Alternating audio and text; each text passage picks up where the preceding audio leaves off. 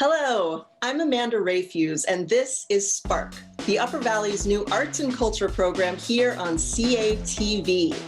We're hoping to spark your interest in the arts by hosting one-on-one conversations that explore the depth and variety of culture here in the Upper Valley, to the amazing people who create and those who administrate, the artists who educate and the generous patrons who donate, the audiences, students, and consumers who enjoy and participate.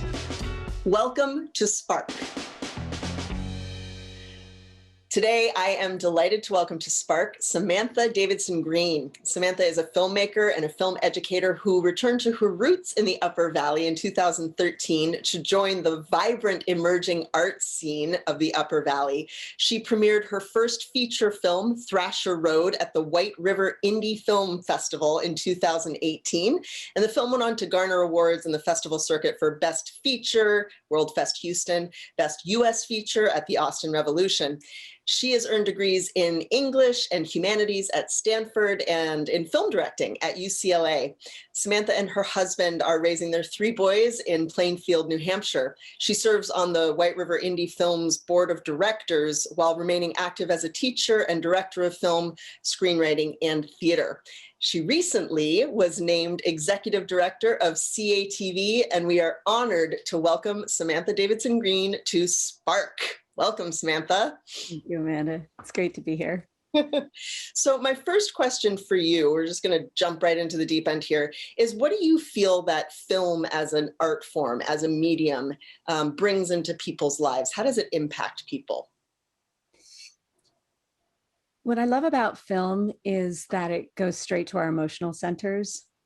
And I think sound is actually one of the most powerful aspects of film that is sometimes not discussed as much because it really bypasses our consciousness, but it's that 3-dimensional wrap of experience that connects the image with our bodies, and the accessibility of realms that the eye can't see, whether because of social conventions or geography, time, space. A camera can go into infinitely minute places or expansive places that we can't travel in our bodies. So I think it has the magic of taking our 2 dominant senses of sight and sound and uniting them to take us on these imaginative journeys that are infinitely grand or infinitely intimate. Wonderful. And do you think that that's impacted, a lot of people now are watching movies on their computer screens, in large part because we have to, because of COVID, but also because it's really readily available. As a filmmaker, do you think about that as you're creating a film? Are you thinking about people seeing it either in a big screen or in a small screen, and how does that affect your work? Yeah, I thought about that a lot, making my first feature, because it's a road movie and we were shooting on film, and I wanted to capture these landscapes of America. I've driven cross country, I think 18 times in my life, and I love the land of this country, and I wanted to capture that. And it was kind of my worst nightmare to think of people watching this on their phone or a tablet or, in a distracted way. I wanted them to have a theatrical experience. We shot on 16 millimeter. I wanted them to feel the texture.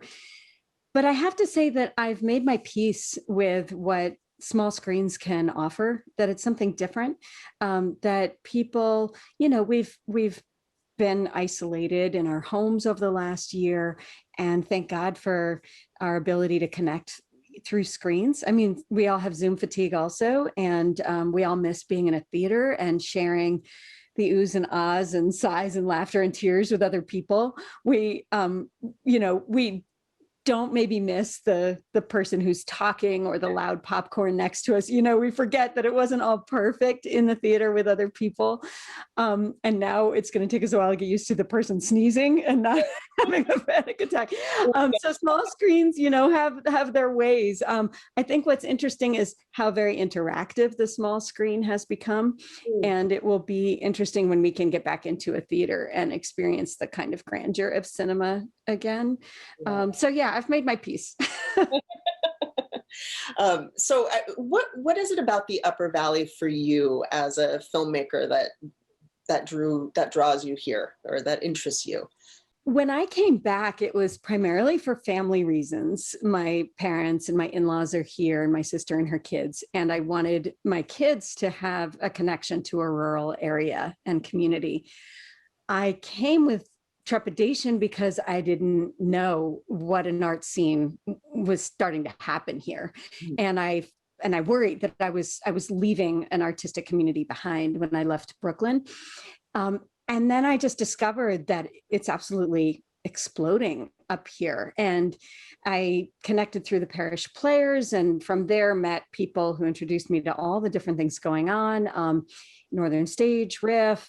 And I think what this area offers is just this incredibly high quality of life where people are really grounded as artists in a way of life that weaves the arts into their lives, and in some ways forgoes the distractions of the competition of industry or the economic stress of urban areas. I mean, not to say that economic stress isn't universal for artists, I think it is, but there are ways that you can achieve a quality of life here as an artist. And there's a generosity, I find, of people just showing up to help each other make their work for the love of it, not because of the potential payoff to their career advancement, but just for the here and now, to feel that special energy of being a part of a production or a creation, staged readings, jam sessions, and that's another part of it, is that most artists I know are interdisciplinary. They do multiple art forms, and that creates a cross-fertilization that I found really nurtured my first feature. Ironically, the farther I got from Los Angeles, the closer I got to making my first film, because I think up here, I found actors who were also musicians, and music was a big part of it. Actors who were willing to jam in cars and drive cross country without, the glamorous accommodations.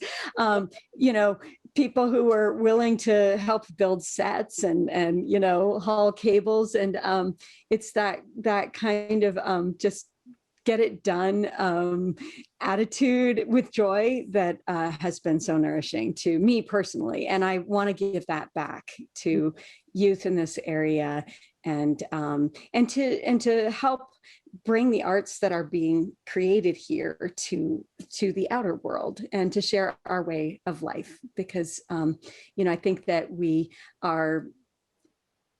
bear witness through our work, and there's a way of life up here that retains a sense of interconnectedness with local community, where your neighbors, and there's we create in an environment of care for one another that is sometimes lacking in bigger markets, where people become a little more, individualistic in their goals and pursuits. And I see that reflected in the ways that, people participate in local government here. They show up for town meeting, and all these things blend together. Then you have strong towns that really value their artists, and it creates that kind of virtuous cycle that weaves the arts into the fabric of community life. Yeah. And you've talked also about just that along with that, the community of artists from all genres, that willingness to collaborate to make something happen, which I think is unique to this area. There's, like you said, there's so many people across so many different art forms that really are interested in helping each other and in working together to make something really incredible. You're right, that's very unique. So along those lines, now you are the leader of two very significant organizations, or a leader of two significant arts organizations here in the Upper Valley, by being a board member of White River Indie Films, excuse me, and now the executive director for CATV. And I'm just curious about if you have a dream for the Upper Valley's future in terms of cultivating that sense of place and community through the arts, and maybe in particular through film. Mm-hmm. I do. think that we have something really special going on here right now. I just think there's, you know, a few years ago, I was working on a project with an artist down here in Cornish around an artist residency down here at St. Gaudens. And we were studying the history of artists' colonies in New England, and particularly in our region. And I had this moment when I realized that's what's happening in, for me, it's centered in White River Junction, but, in the sort of Upper Valley, in a bigger picture, that there is a convergence that's going on with theater, with music, with film, with media arts, interdisciplinary arts, with dance.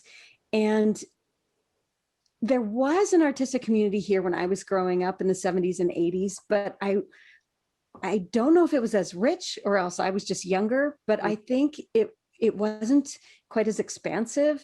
And I fell prey to the academic pressures as I moved up. I had art teachers like Willie Black and Jan Ray in the Hanover school system. I loved the arts, and then I gave them up in high school because of the academic and athletic culture that was dominant for me.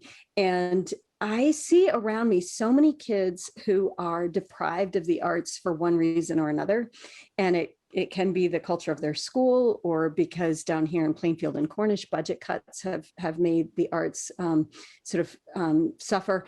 And I think it's never too late to rediscover your intrinsic artistic creative nature, but we need a community to do that. And I see people blossoming at all these different stages of life. I see, at Parish Players and at WRIF, we've got a filmmaker, Rich Fedorchak, is showing a beautiful experimental film at WRIF this spring. And this is a project that he's been working on for years and is debuting in his retirement from his career as a nurse. I made my first feature film in my 40s. I love the idea that people can have a community where the door is always open to try some new form of expressive art, and that there are other people around who will create fertile ground for that to happen. Well, and you're right. And I think particularly CATV, such an incredible resource for people like me, who I have zero background in creating a television show or a streaming show, but the resources, and including the staff in Chico, Eastridge, that the support that's provided through CATV allows each of us to kind of try something that we've never tried before, and to go back to, we are all inherently artists, and we're encouraged to be artists until 5th grade. And then for some reason, we're told not to be anymore. So how do you get back to pick up that recorder, or that piccolo that you were playing in the 3rd grade band, or that paintbrush that you put down? And how do we as a community foster that kind of support for our inner artists? So I'm just wondering about how do we make that vision happen? I think there's something to say for intentionality and will, and there's also something to say for an organic process that is underway and has a logic of its own. I think the intentionality part is exactly what you're doing with your show, and I think what we're trying to do at WRIF and what we're doing at CATV, of an active outreach, really searching for people who have that little inner voice and just need encouragement, need to be invited to create. I want to be reaching out like that actively.